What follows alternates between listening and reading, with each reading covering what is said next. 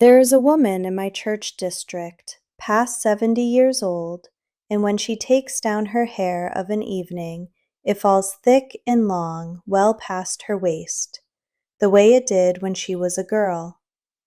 I have watched younger women stare at it and wonder what in the world she does. And I will tell you, she does not do a single costly thing. There are no serums in her house, no pills from a drugstore, no treatment that costs a week's grocery money. What she uses costs about $2. And here is the part that will trouble you. It is something you have in your kitchen right now, and you throw it in the slop bucket every single day without a second thought. I am going to tell you exactly what it is and exactly how to use it before we are through. So go ahead and subscribe so this one does not get lost on you. And while you are here, tell me down in the comments where you are watching from tonight. I do love to see. My name is Margaret, and I keep a home on a dairy farm in the hills of Holmes County, Ohio. I learned what I know the plain way, at my grandmother's elbow and my mother's after her. I am 52 years old, and I will tell you honestly, my own hair is near as thick now as it was at 30, and folks are kind enough to be surprised when I tell them my age. I never paid a cent for that. It came straight out of my grandmother's kitchen. So stay with me to the very end, because after I show you how to make this, I am going to tell you the one mistake that keeps it from working, the little thing most women get wrong. Now here is what I want you to unlearn, because it has kept women spending money for nothing. You have been told that thinning hair after 60 is simply your age, that your time is past and there is nothing to be done but hide it. Or else you have been sold bottle after bottle of dear little tonics that do next to nothing. Neither one is the truth. Hair does not thin only because of the years. It thins because the scalp underneath it has been starved and left neglected. The roots are hungry, and no one ever taught us to feed them. Those costly bottles work on the hair you can already see.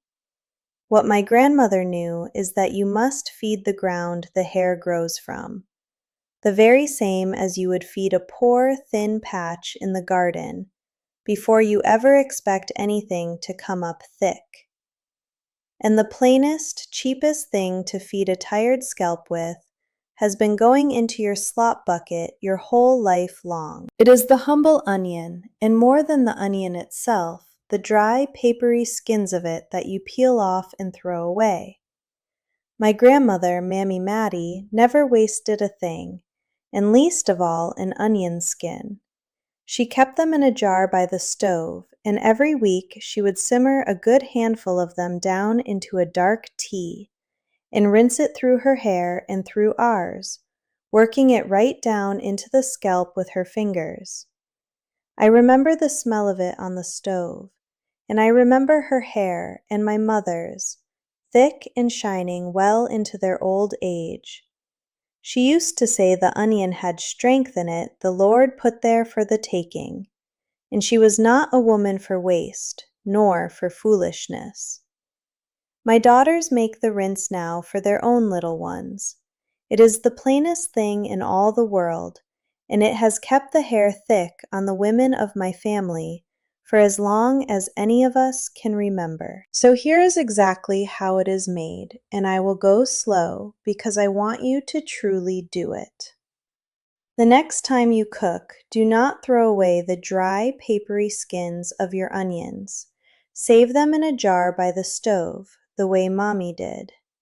When you have a good big handful of them, put them in a pot with about 2 cups of water. Bring it up to a boil and then let it simmer gentle for 15 or 20 minutes until the water goes a deep amber like a strong tea. Take it off the heat, let it cool until it is just comfortably warm, and strain the skins out. That is your rinse. A bag of onions is about $2, and the skins themselves were free. You were throwing them away, so this costs you next to nothing at all. Now wash your hair the plain way first.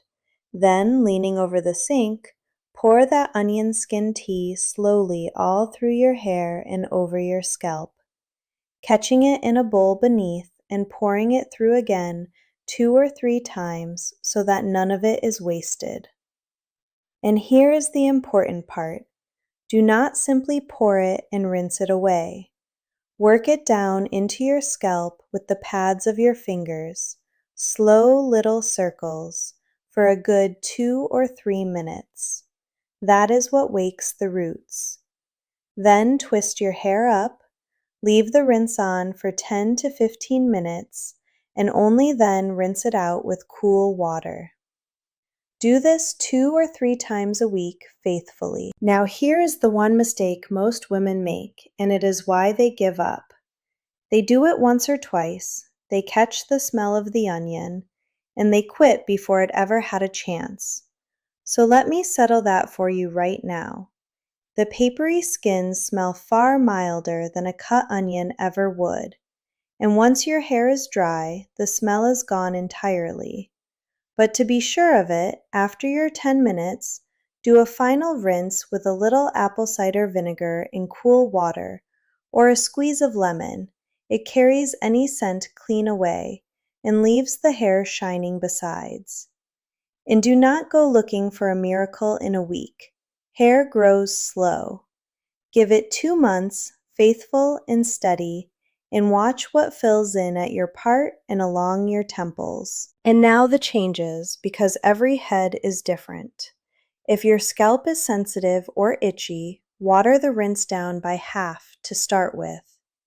If your hair is very thin and you want it stronger, grate a little of the raw onion right into the warm tea before you strain it. It is more powerful that way, and the vinegar rinse after will still take the smell. And if your hair has gone gray, you will find the onion skins bring a soft, warm shine to it as they go, a gift the drugstore bottle never once gave you. Now this rinse is one good thing, but it does its best work kept in good company. In my house, we brush our hair out slow every night, from the scalp down, because that carries the natural oils along the length and wakes the roots besides. We rinse with a little apple cider vinegar for the shine, and we feed our hair from the inside too. Plain eggs and butter and good food from the garden, for hair is grown from what you eat as much as from what you put upon it. Those and the onion skin rinse are the whole of the Amish Rogaine, and there is not a single drugstore dollar in any of it. And hear me now, for I mean this for you. I am not promising you a miracle, and I never would. But be faithful with this, week after week, and you will see the little new hairs come in soft along your part, and your hair grow thicker and stronger than it has in years. Not because you spent a fortune, but because you finally fed the ground it grows from. And it is not too late for you. I do not care if you are 60 or 80. A tired scalp will answer to a little plain care, the very same as a poor patch of garden answers to good feeding. You have spent your whole life tending to everyone else. A little tending of your own self now is not vanity.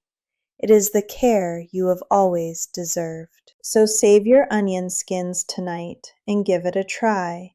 Subscribe so the next plain remedy finds its way to you. And save this video so you have it by you when you need it. And tell me down in the comments, how old are you? And is your hair thinning where you wish that it were not? I read every one, and it would do my heart good to send you off with something true. Take care of yourself. You are worth it.